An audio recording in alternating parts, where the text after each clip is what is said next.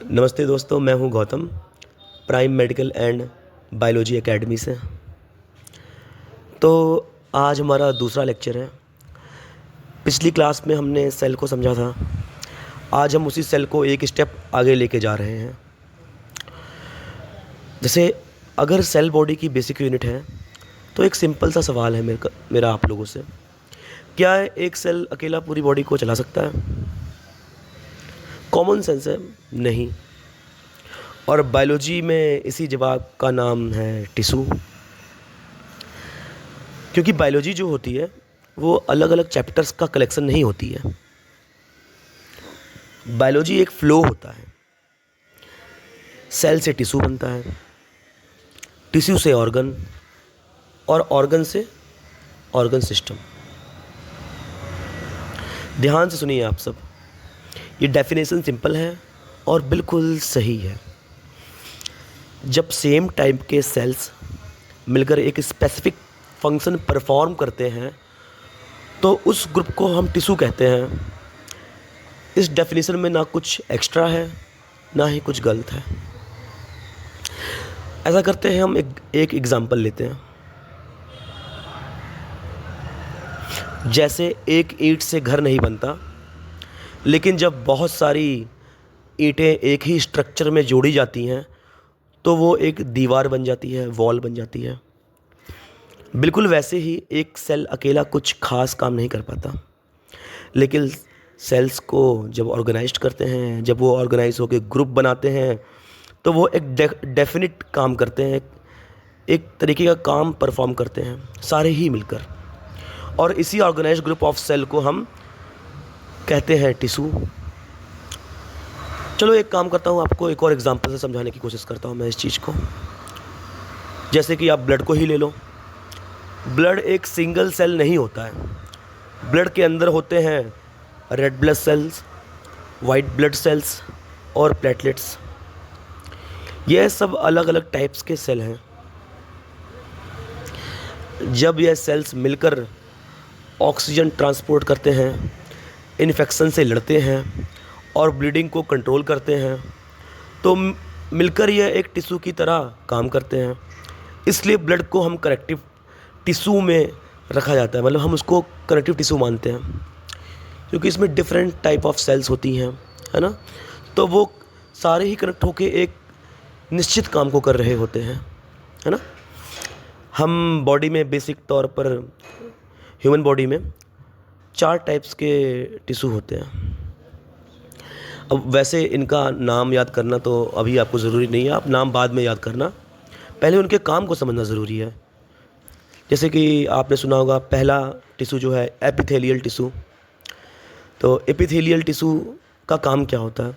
उसका काम होता है कवरिंग करना और प्रोटेक्शन देना। जैसे कि नाम में ही है, एपी मतलब ऊपर की तरफ, थीलियल मतलब होता है कवरिंग, किसी चीज़ को कवर करना।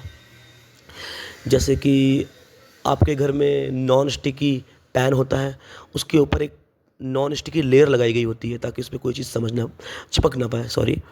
तो इसी तरीके से जो एपिथेलियल टिश्यू होते हैं वो एक कवरिंग देते हैं। जो इंटरनल ऑर्गन्स अपने हैं उनको एक प्रोटेक्शन देते हैं। आपकी स्किन हो गई एग्जांपल, इंटरनल लाइनिंग हो गई, स्टोमक हो गया, और भी जैसे इंटरनल ऑर्गन्स हैं उनकी जो लेयर होती है, प्रोटेक्शन लेयर, वो बनी होती है एपिथेलियल टिश्यू से। दूसरा है आपका मस्कुलर टिश्यू। इनका क्या काम होता है? इनका काम होता है मूवमेंट करवाने में हेल्प करते हैं, बॉडी की मूवमेंट, हार्ट का कंट्रैक्शन, क्योंकि आपको पता है हार्ट जो है वो भी एक मसल है, इतना तो पता ही होगा। तो जैसे कि आपने देखा होगा स्केलेटल मसल है ना। ये मसल्स क्या करती हैं? हमारी मूवमेंट में हेल्प करती हैं और हार्ट को कॉन्ट्रैक्ट करवाती हैं। ऐसे ही आपने सुना होगा थर्ड टिश्यू होता है जो वो होता है नर्वस टिश्यू। इसका काम क्या होता है? इसका काम होता है मैसेज और सिग्नल का कंडक्शन करना। जैसे कि ब्रेन है, स्पाइनल कॉर्ड है, नर्व्स है। अब ब्रेन ने आपके कुछ सोचा तो वो आपके पैर को, हाथ को कैसे पता चलेगा? ऑब्वियस सी बात है, ब्रेन ने जो सोचा सिग्नल, वो सिग्नल उसने नर्व टिश्यूज़ के थ्रू आपकी बॉडी को भेजा, है ना। तो अब हम पढ़ते हैं फोर्थ के बारे में। जो फोर्थ टाइप ऑफ टिश्यू है वो होता है कनेक्टिव टिश्यू। इसका काम क्या होता है? सपोर्ट करना और कनेक्शन देना।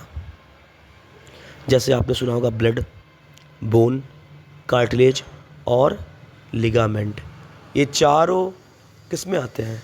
कनेक्टिव टिश्यूज़ में आते हैं। मुझे उम्मीद है ये तब यहाँ तक तो आपको समझ में आ रहा होगा। अब जो स्टूडेंट नर्सिंग या मेडिकल फील्ड में जाना चाहते हैं उनके लिए तो टिश्यू समझना बहुत ज़रूरी है, क्योंकि डिजीज़ का इफ़ेक्ट टिश्यू लेवल पर होता है। आपको ये बात तो पता ही होगी, कोई भी डिजीज़ होगी तो वो किसके लेवल पे होगी? टिश्यू के लेवल पर ही होगी ना। टिश्यू को डिस्ट्रॉय करती है वो। इंजरी जो होती है वो टिश्यू को इफ़ेक्ट करती है, और जो हीलिंग होती है वो भी टिश्यू के लेवल पर ही होती है हीलिंग। अगर आपका टिश्यू क्लियर हो गया तो आगे की पैथोलॉजी और ट्रीटमेंट समझना आसान हो जाएगा। और एक बात बिल्कुल क्लियर कर लीजिए आप, है ना, कि इसको अपने माइंड में रखना है। जो मैंने पढ़ाया हुआ है ये बेस लेवल का है ना। ये आपको बेसिक लेवल क्लियर करने के लिए मैंने समझाया है। सेल जो होता है वो इंडिविजुअल यूनिट होता है। टिश्यू सेल्स का फंक्शनल ग्रुप होता है। आपको पता ही होगा कि जब सेल्स होते हैं वो जब एक साथ जुड़ते हैं और जब वो एक जैसा काम परफॉर्म करते हैं तो वो एक टाइप की टिश्यू बनाते हैं, ठीक है। अब जब वो सारे टिश्यू जुड़ते हैं एक साथ तो वो एक टाइप का ऑर्गन बनाते हैं और एक टाइप का फंक्शन परफॉर्म करते हैं, है ना। तो बायोलॉजी को रट्टा लगाने की ज़रूरत नहीं है, ये रट्टा लगाने वाला सब्जेक्ट नहीं है। बायो समझने का सब्जेक्ट है। जितना आप समझेंगे इसको उतना ही अच्छे से आप आगे समझा पाएंगे और अपने काम को आगे कर पाएंगे। अगली क्लास में हम पढ़ेंगे ऑर्गन के बारे में कि टिश्यू से ऑर्गन कैसे बनता है, ठीक है। तो थैंक यू फॉर वॉचिंग।